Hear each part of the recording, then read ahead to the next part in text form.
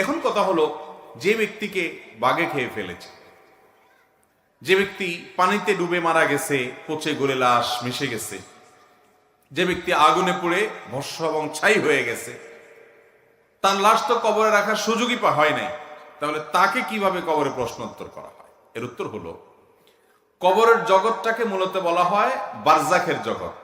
আল্লাহ তাআলা কোরআনে কারীমে বলেছেন, ওমিন ওয়ারাইহিম বারজাখুন ইলা ইয়াউমি ইউবআসুন।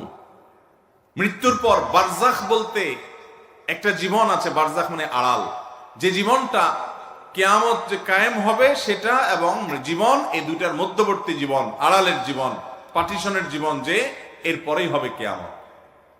এই বারজাখী জীবন, এখানে মানুষের রূহ যে অবস্থায় থাকে, তার শরীরের ধ্বংসাবশেষ যে অবস্থায় থাকে, ধরেন একজন মানুষ পুড়ে ছাই হয়ে গেছে, একজন মানুষকে বাঘে খেয়ে ফেলেছে, সেখানে বাঘের শরীরের সাথে মিশে গেছে, সে যে অবস্থায় তার শরীর ধ্বংসাবশেষ থাকবে, ওই অবস্থায় ওই জায়গায় রূহ দিয়ে ওখানে আল্লাহ তাআলা কুদরতি ভাবে, অলৌকিক ভাবে, আমাদের দৃশ্যের বাইরে, দৃষ্টির বাইরে আল্লাহ তাআলা তাকে প্রশ্নোত্তরের মুখোমুখি করবেন। ওইটাই তার বারজাখী জীবন।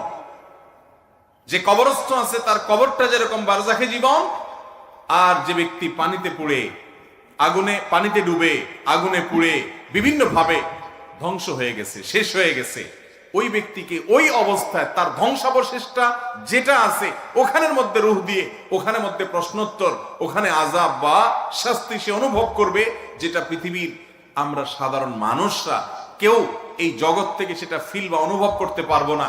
কারণ ওই জগৎটাই হলো আলামুল গায়ব বা অদৃশ্যের জগৎ।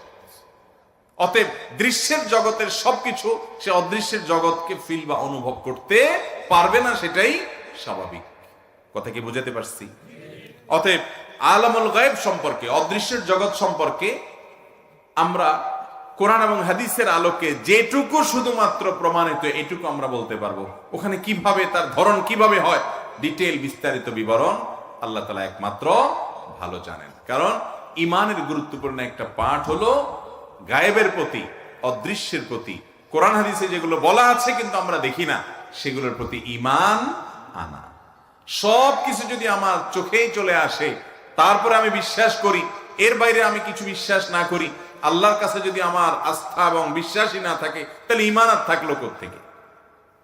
এই জন্য ভাইরা আমার, আলামুল গায়বের বিষয় সেটি হবে, সেটি নিশ্চিত।